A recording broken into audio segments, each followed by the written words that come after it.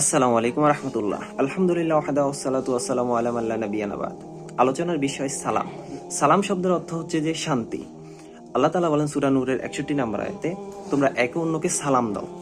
এবং সূরা নিসার 86 নম্বর আয়াতে বলা হয়, যখন তোমাদেরকে কেউ সালাম দেওয়া হয় তখন তুমি উত্তম পন্থায় তাকে সালামের উত্তর দাও। এবং বুখারীর হাদিসে বলা হচ্ছে 6231 নম্বর হাদিস, 32, 33, 34 এগুলোর মধ্যে বলা হচ্ছে যে বেশি সংখ্যক লোকেরা কম সংখ্যক লোককে সালাম দিবে। তো সালামের বিষয় আরেকটা হাদিস পাওয়া যায়, বুখারীর 12 নম্বর হাদিস, যেখানে একজন যৌনক ব্যক্তি রাসূল সাল্লাল্লাহু আলাইহি সাল্লামকে বলে, ইসলামের উত্তম কাজটি আমাকে বলুন। আল্লাহ রাসূল বলছেন, আল্লাহ রাসূল তাকে দুটি কথা বলেছিলেন। একটা বললেন যে তুমি মানুষকে খাওয়াও।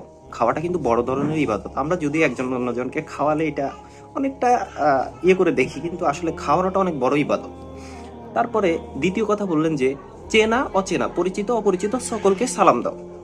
তুমি চেনা অচেনা, পরিচিত অপরিচিত সকলকে সালাম দাও। সহিহ বুখারীর 12 নম্বর হাদিস। তো এখন কথা হচ্ছে সালাম কিভাবে দিবেন। আমাদের সমাজে বড় ধরনের একটা অন ইসলামিক কাজ এবং বিদাত যেটা দেখা যায় সালামের মধ্যে, সেটা হচ্ছে যে পায়ে ধরে সালাম করা। এটা কতটুকু যৌক্তিক এবং কতটা এটার সাথে ইসলামের সাথে মিল রয়েছে, সাহাবাদের আমল, রসুলের আমল এবং তাবে তাবাইন, এরপরে ইমামদের আমল, কতটুকু এটার সাথে যৌক্তিকতা রয়েছে।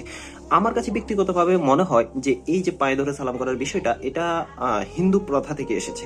হিন্দুরা যেরকম পায়ে ধরে আপনার আশীর্বাদ নেয়, ওরকম একটা প্রক্রিয়ার মতন বাস্তবিক ক্ষেত্রে এই যে পায়ে ধরে সালাম করা, কারো গায়ের সাথে পা লেগে গেলে তাকে সালাম করা, কোনো কিছুতে মানে যেটাকে সে একটু সম্মান করে, ওইটাতে যদি পা লেগে যায়, সে কি করে হাত দিয়ে সালাম করে।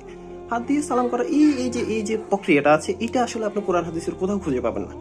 বিশ্বাস করেন, কোথাও খুঁজে পাবেন না। এটা একটা অন ইসলামিক কাজকর্ম এই আমাদের ধর্মের মধ্যে ঢুকে গেছে। মানে এখন দেখা গেছে কোথাও, বিশেষ করে শ্বশুর বাড়িতে নতুন জামাই গেলে যদি পায়ে ধরে সালাম না করে, ওরে বাপরে, তাহলে তো অনেক বড় বিষয়, তাহলে তো শেষ। এইবার তো মানে ইন্নালিল্লাহ, কি হয়ে গেল, জামাই তো বেয়াদব হয়ে গেল, এরকম। সরি, মানে এরকম বিষয়টা দেখা যায়। তো এক কথায় একেবারে সব শ্রেণীর আলেম এটাকে, মানে এই কাজটাকে মানে অন ইসলামিক বলেছেন। এটা যে ইসলামের সাথে সাংঘর্ষিক আছে, ইসলামের সাথে এর কোনো যৌক্তিক আছে, মানে সংযুক্ত কিছু আছে, এটা বোঝা যায় না। কোন আলেম এ বিষয়ে উৎসাহিত করেন। ইমাম নববী রাহমাহুল্লাহ বলেছেন যে কারো সামনে ঝুঁকে যাওয়াটা, তাকে সম্মান করার উদ্দেশ্যে ঝুঁকে যাওয়া, এটা মাকরু বলেছেন। শায়খ ইবনে বাজ রাহমাহুল্লাহ বলেন যে পায়ে ধরাটা সম্মানের হলেও আসলে এটা হচ্ছে এটাই